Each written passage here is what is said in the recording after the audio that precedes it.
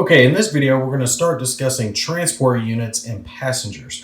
Now, when I talk about transport units, that's going to be any unit with a movement factor that is either green or blue-green, like this M113 located right here. Now, to save myself repeating myself over the course of this next couple of videos talking about transport, do keep in mind that the act of loading or unloading does trigger the opportunity fire for the enemy. So that's going to count every time as we discuss all the different types of loading and unloading throughout these videos.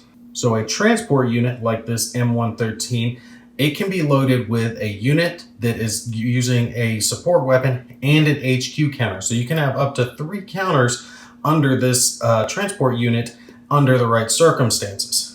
Once a unit is loaded into a transport, though, they are no longer acting individually, so they can't perform fire or move around on their own. They're considered inside of this transport.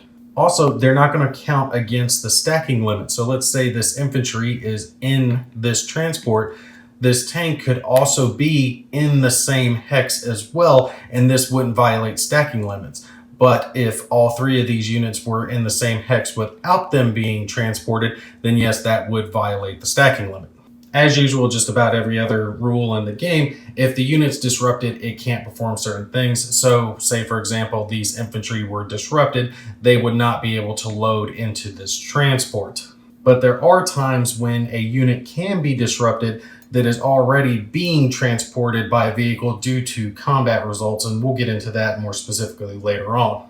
Something else you need to remember is that a unit does not have the ability to load and unload in a single activation. You can only do one or the other. So when it comes to loading, there's a couple of different ways to do it. If a unit starts in the same hex, so if our transport unit and our passengers here start in the same hex, then they can take and perform a load action and put the passenger counter underneath the transport to signify that they are being transported. And at that point, the transport could use up to 1/2 of its movement points rounded down and then be marked ops complete. So as our example here, the M113, had they loaded these passengers, would have 3 movement points to spend if they wish to do so. So the other way to do it is if they move together, but there are some limitations to that. So say our passengers, our infantry here, want to get loaded up into this M113. The way it works is the transport can move up to 1/2 of its movement points, and the passengers, the infantry, can move up to 1 movement point as long as they end up in the same hex and then perform the load action. So since their movement point value is a 6, they could move 3 movement points. They could go 1, 2.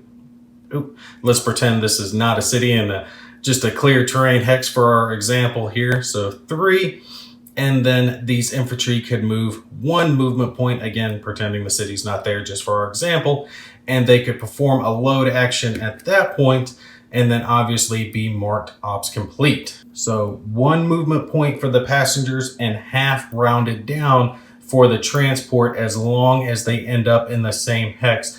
Then they can perform their load action, be marked ops complete. And again, remember, all movement is subjectable to opportunity fire. One last thing, obviously towed units would not be able to load in this way since a towed unit cannot move on its own.